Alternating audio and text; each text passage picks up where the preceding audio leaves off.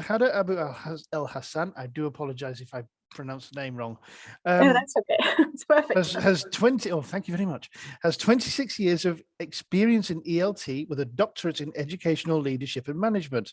She's a past president of Nile-Tisol Egypt, currently an instructor at the American University in Cairo and with Notting Hill College, UK, where she trains in-service and beginning teachers. She has presented at many international conferences in Egypt, the USA, and Mexico. Cool. Right. Well, thank you very much indeed for being with us today. I'm looking forward to this. The floor is yours. Thank you, Paul. Well, let me share my screen. Well, first of all, it's so good to be here again at Innovation in Education.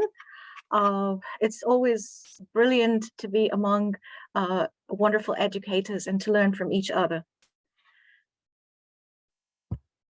Well, so I'm going to be talking today about nano learning, and to think with you, is this the answer for many of our questions or many of our problems? Well, with the excessive use of technology and our dependence on technology, everyone's attention span seems to have declined. And with the COVID-19 pandemic, things have become even worse. With repeated lockdowns, people have been left to stay for long hours and days at home with the devices to use all the time. We are all the time locked actually in front of our screens, whether computers or mobile phones. We're studying and we're working from the screens. This has made things even worse because we are spending all this time just in front of the screen. And that has caused everybody to suffer screen fatigue due to the long hours that we have been sitting and spending in front of our laptops and iPads and mobile phones, whether working or studying or shopping online or even socializing and gaming. This has brought about lots and lots of pains in our necks, pains in every part of our body, problems that are physical, and lots of attention span problems. Our brains are continuously hit with distractions in the form of alerts, notifications, adverts, and these are things that our brain cannot really handle easily.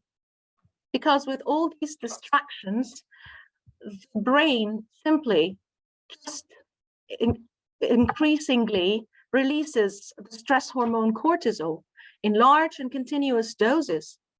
Unfortunately, this leads to lots of physical problems.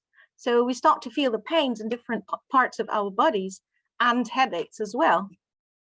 Cortisol does something horrible to our bodies. It suppresses the immune system. It decreases the release of the happy hormones in our body. It decreases our sensitivity to pain, increases blood sugar, blood pressure, you name it. But it does something that is terrible to our memory and attention. It causes an increased inability to concentrate or retain information. So, no matter how engaging or exciting any material is presented to us, in a learning situation, whether we are young learners or adult learners, it has become very hard to keep our attention for an extended period of time. And it seems that active listening has become a skill that we have forgotten. We cannot actively listen for a long time, and we have lost this ability to stay focused on a task. Now, this means that as educators, we need to rethink education. We need to evolve. Perhaps education in the new era needs a new approach. As educators, we know that schools must meet the expectations of all learners. We need to know, or we must actually know, that learning cannot be made in one size that fits everybody. The new generations are finding it harder to learn. With all this overabundance of information, with much advertising, our brains are becoming used to perceiving the world through short, vivid images.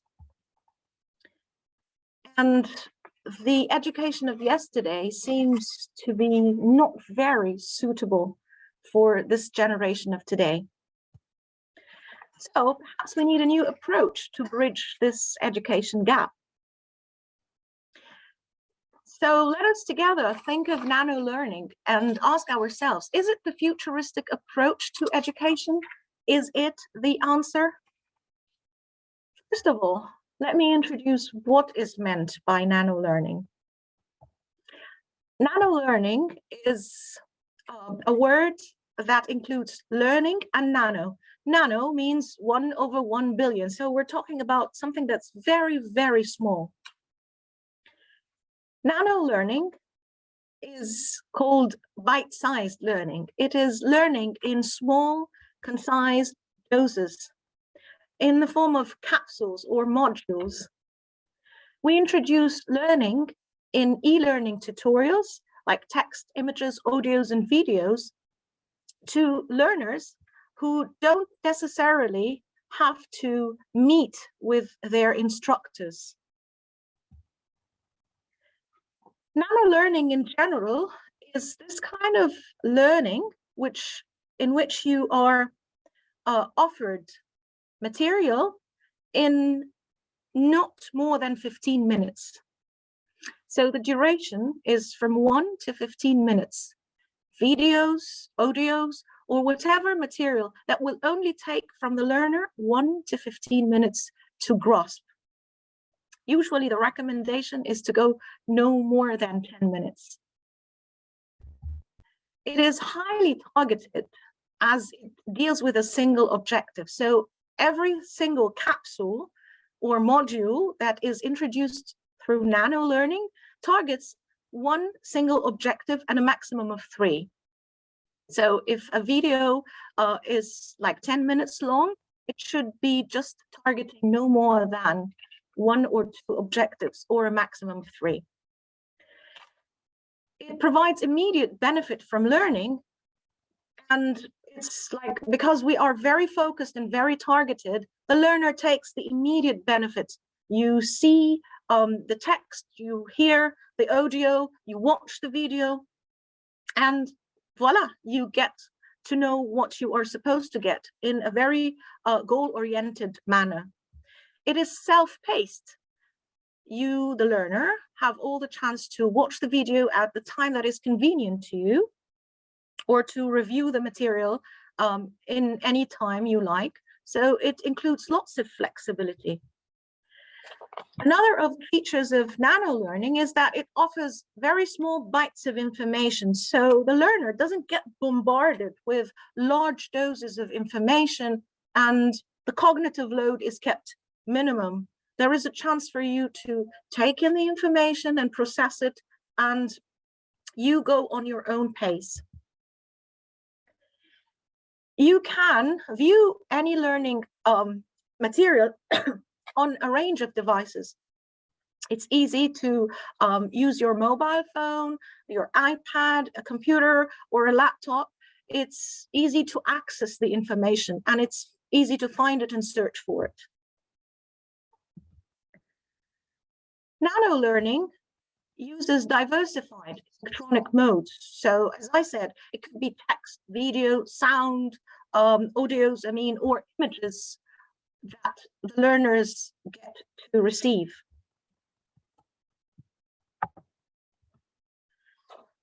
So, as an educator, what do I need to do if I want to implement nano-learning and implement it successfully with my learners? For a successful nano-learning experience, you start with identifying the need of your learners. What do you want to convey? What do these learners really need to know? whether they are young learners or adult learners, there has to be a very good evaluation of the needs of the learner. What are their interests? What is important to them? What do they want to know now? And what are they going to use it for?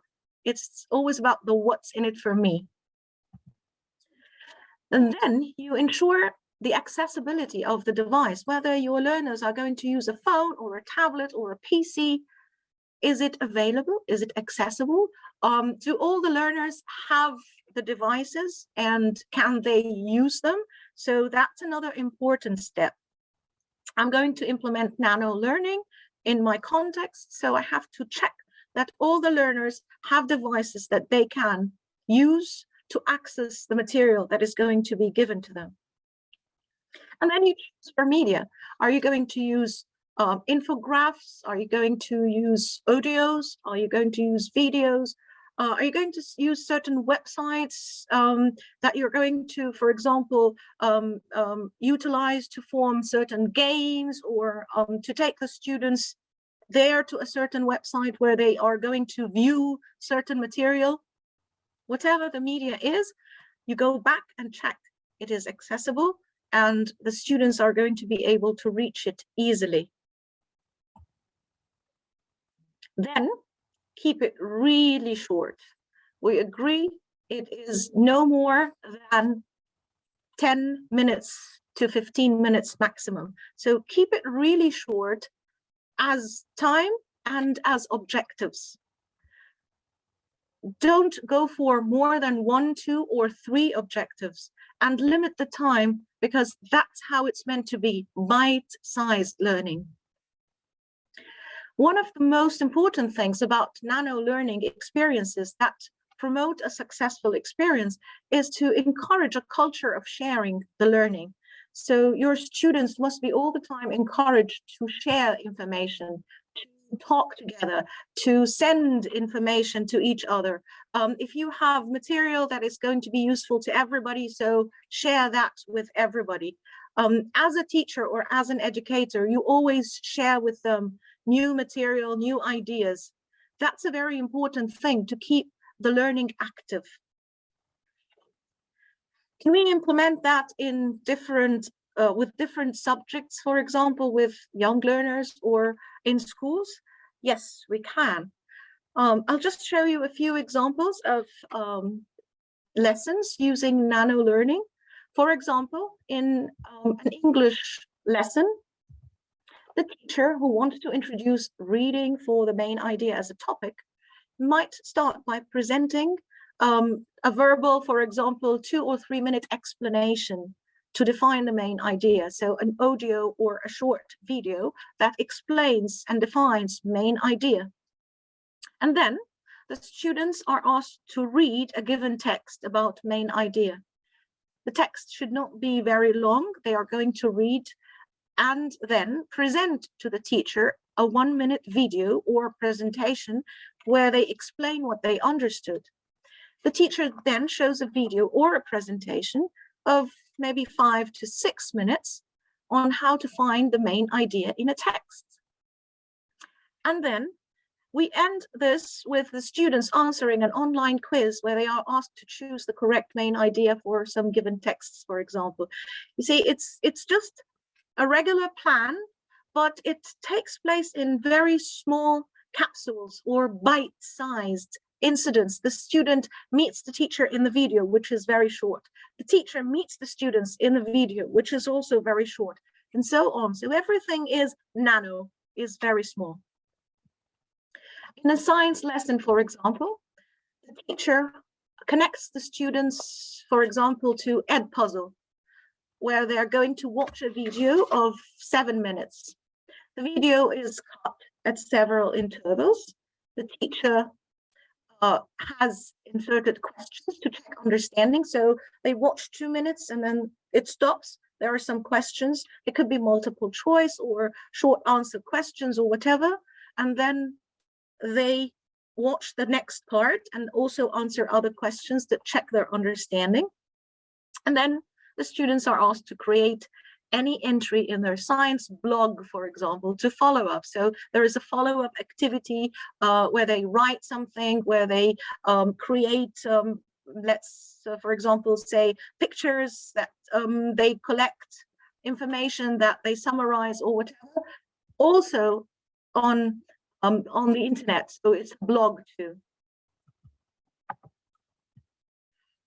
For math, the teacher is introducing a new math topic in a video of 5 minutes, and then sends the students some worksheet to practice along with the mark scheme. So the teacher is not going to mark it, they're going to do it on their own.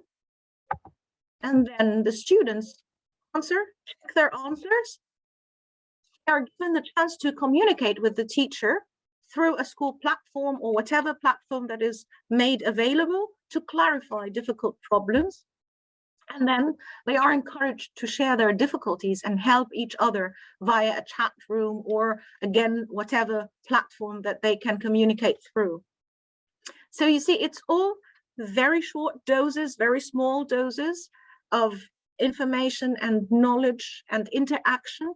The student can view the videos, can go to the websites at their convenience. They can go again and review one more time if they don't understand the first time. It's at their own pace.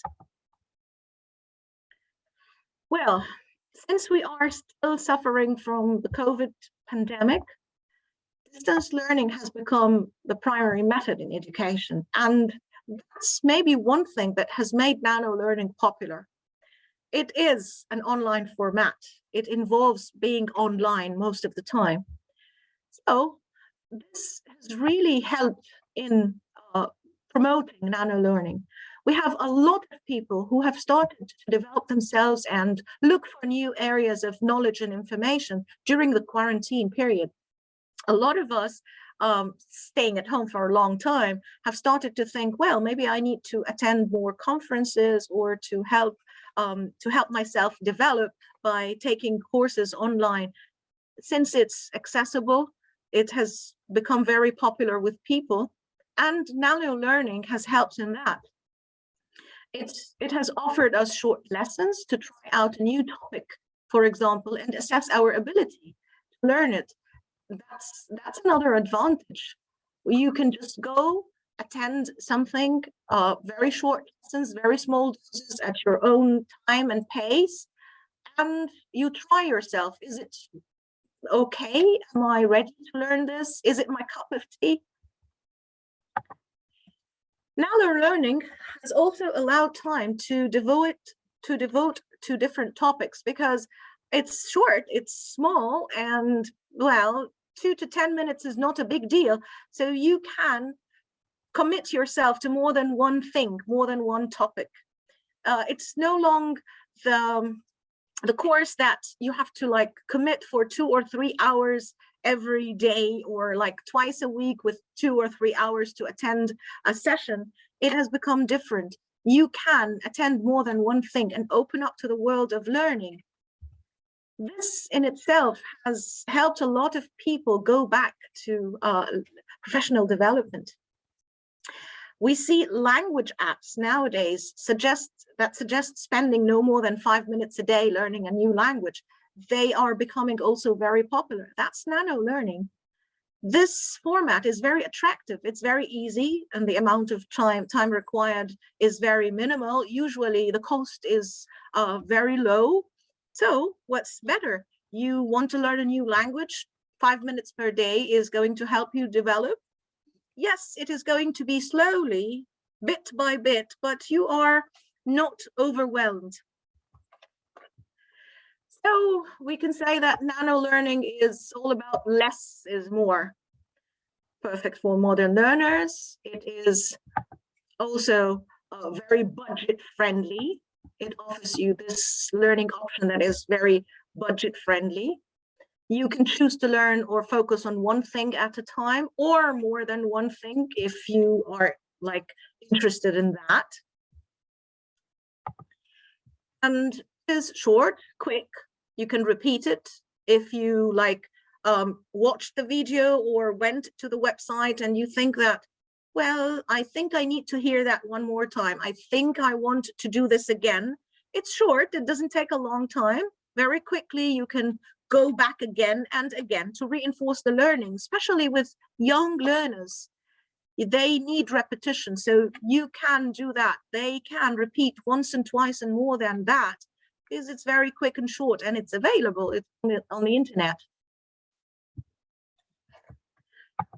So, is nano learning the best thing ever? Is like, are there no limitations? Well, nothing does have no drawbacks. There are some limitations, of course, for nano learning.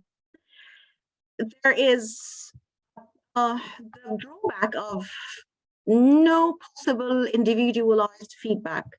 In a regular learning context, you meet the teacher, you ask the teacher gives you continuous feedback on your performance. You can sit and show your teacher your work or your performance, and the teacher can really interact with you on one-to-one basis. In nano learning, that's not very possible, or it's very limited. Because there is no face-to-face interaction, learners might fall into social isolation, and for many people, this might lead to stress, anxiety, negative thoughts. It might not be psychologically the healthiest thing. Another one of the drawbacks is the issue of self-motivation and time management. Not everybody is a self-motivated learner. This is a skill that not everybody possesses. Some people need to be pushed by somebody. They need to be motivated by another person.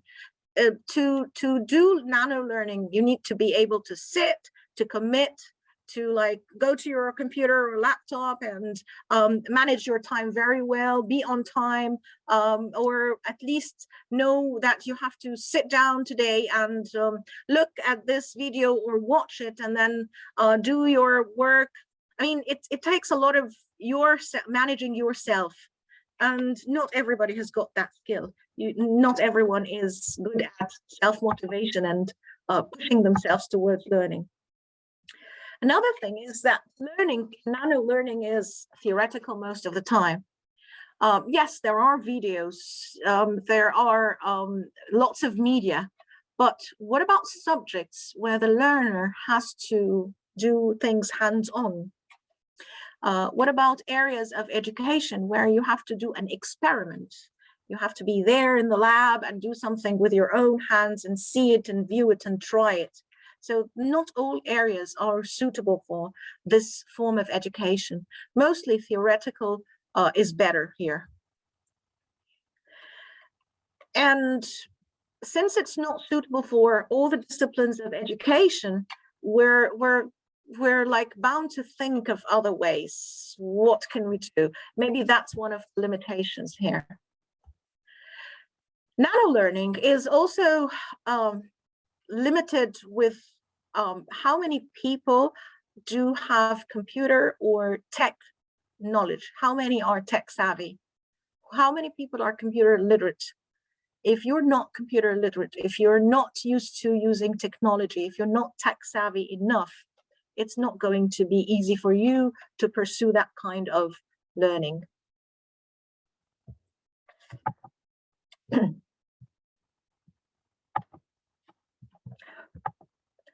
Another issue with nano learning is the issues with accreditation and quality assurance, which are sometimes not guaranteed.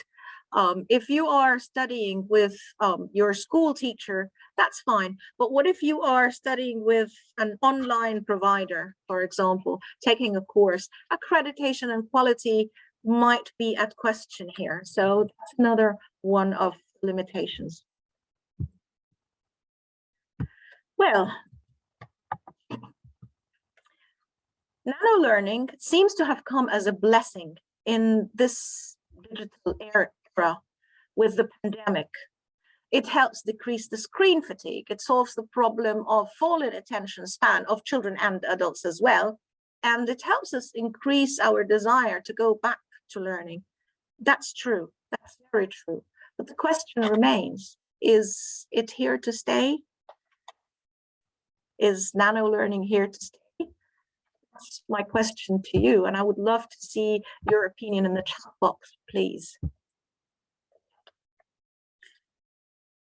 Nov is saying yes. Is that answer? Yes. Okay, Olenka, yes. Tasneem, yes. It seems that nano learning is getting popular. It will always have a place in education. Yeah, it's the beginning. Okay. Does anyone find like, no, it will not. It's like a fad that will go away. It has a lot of useful features with the online teaching, hopefully. For creatures of habit like us, yes. Okay, sure. Well, we're not going back. Do you think so, Willette? We're not going back anymore. It might increase. It solves the problem. Oh, I can't just keep up. You're very fast. It solves the problem of, okay, it's great to avoid boredom and lots of concentration. Yeah. Well, Nada, you agree with Willette? Do you think so? It will continue. Okay. No, Maha's saying, I like to go to school. Well, I like to go to school too. Everybody likes to communicate with human beings, but it seems that it is a good solution for a lot of the problems we're facing now. Unfortunately, so guess it will be the future, but it's unfortunate as at the same time, Ida. Well, this is a question for us to think about. It is a question that I think the future will answer. We can just keep studying and learning. We can just keep trying our best to find ways to engage our learners, to cater to all the learners' needs, to develop and to evolve, because teaching is very dynamic. You cannot just stick to the old ways and think that they are going to work forever. These are my references if you are interested in reading about the topic. And I thank you very much for giving me this chance to be here with you today. And I'm ready if you have any questions. Thank you, Dr. Abul Hassan. That was brilliant. Thank you so much. I mean, I'm sure many people here have heard of it before, nano learning, but it's good to have a fresh perspective on it. And there are some people saying, unfortunately, you know, it's going to be around to stay, but it's not always a negative thing. I think it will always have a place. For some people, it is possibly the best way of learning. But yeah, thank you. That was amazing. If anyone has any questions, please feel free to post them now. But I have a couple of questions. First of all, you've mentioned that not all subjects it would be applicable to use nanoscience, obviously the more practical subjects.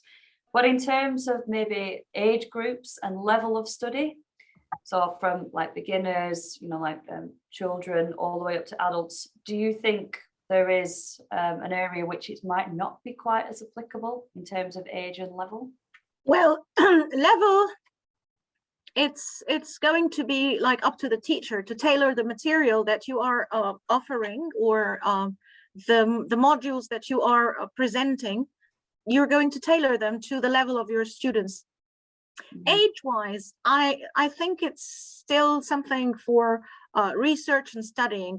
What I have seen so far is that very young learners are not capable of managing self-motivation and learning in front of a screen.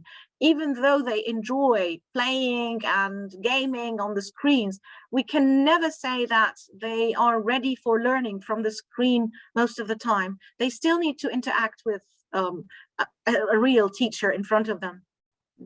It needs a lot of self-discipline to be able to do that. With young learners, that's very difficult. You always have to have like a parent next to them to help, and that's really hard. I have witnessed that firsthand with children in the family who have been studying online for the past 2 years. Even though there is some form of nano learning where the teacher sends short videos or doses of learning, they watch it and then they ask, so what? I need to talk to the teacher. They feel that there still is a need of communicating with the real human teacher.